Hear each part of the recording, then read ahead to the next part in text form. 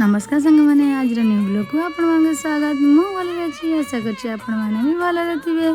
आज हूँ मो भाणजी बाहागर एठी आमर प्रथम देखो कांतर के सुंदर लिखा जापर आम दिह मंगल है आमर बाहागर आगे पिंड दियंती पिंडदान से कर्म सरीगला बर मुद्रा बंधा है सरला आमर बेदीर कर्म विधि विधान सब आरंभ है। भिडियोटी भल लगी लाइक शेयर सब्सक्राइब करने को जमा भी भूलियोनी और भिडियोटी केमिति होइछि कमेंट निहाती जणाइबे।